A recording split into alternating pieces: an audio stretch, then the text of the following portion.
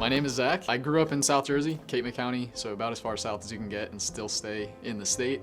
And then I moved up here for school. I went to Stevens, and that was, maybe 7 years ago. My first year, I didn't really know anybody. I'm pretty introverted, and so I kind of just stuck to myself. I didn't have a church. I just kind of stayed in my dorm and really went to class, went to the dorm, went to bed, repeat. Sophomore year, I found Hoboken Grace, and my relationship with Christ kind of skyrocketed from there. I grew up in a Christian family, church every Sunday, but I would say the beginning of my relationship was pretty much coasting. Like, I didn't really have any trials or tribulations that kind of tested my faith. Around maybe middle school, my brother, who was my absolute hero, he was the person that I looked up to the most, just disappeared. We woke up one morning and he was gone. His truck was gone, his stuff was gone. And that was my first sort of test with my faith and realizing, like, maybe I've been putting too much stock in people. And while it's great to have relationships and you need to be able to build into people, nobody can fill the hole in your heart like Christ can. So I'm actually in the middle of another huge trial at the moment. In 2019, I was working in Connecticut at the time for an internship. My relationship with Christ really kind of was bolstered and was really on fire, and I knew I needed to find a church. I couldn't go all summer without any community around me. So I had done a ton of research. I looked for a church, I found one, and I was like, okay, this is the one I'm going to. The Saturday before I was planning to go to this church, I felt the Lord tell me, like, you shouldn't go to this church. And so I did one last Google search, and somehow a different church popped up, and it was just down the road from where I was staying.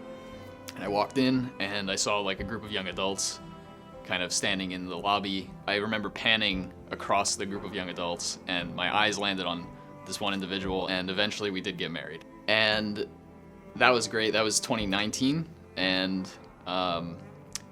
just before our second anniversary, she told me she no longer wanted to be in a heterosexual relationship. And so that's kind of the trial I'm working through now, going through a divorce, and trying to see sort of where God's leading me through that. Somebody at church reminded me of the story of Ruth and how she had this idea of what she wanted in her life, and she wanted to marry somebody, and that person died. So now Ruth's like, well, there go my dreams. And eventually Ruth's able to marry, and it kind of fulfills all of Ruth's dreams. What comes out of that story is that, like, we as people have good dreams, we have these good aspirations, and they might be genuinely good, and we can't have best right now, right? Best is when we get to heaven.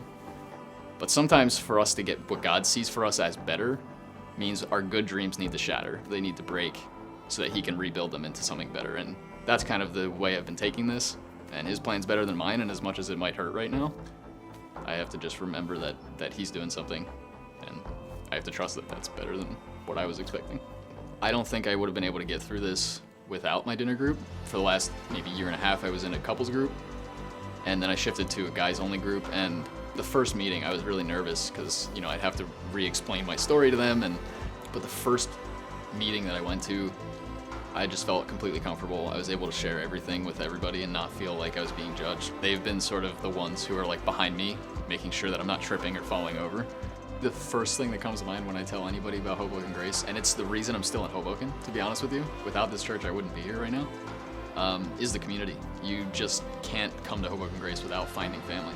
And it can be either something that you observe or it can be something you experience. And I think if you're going to experience it, you need to be plugged in. You need to have a dinner group or serve or both. And there's really no lacking for spaces where you can get involved. So just take the step, jump in, and see how God uses it for you.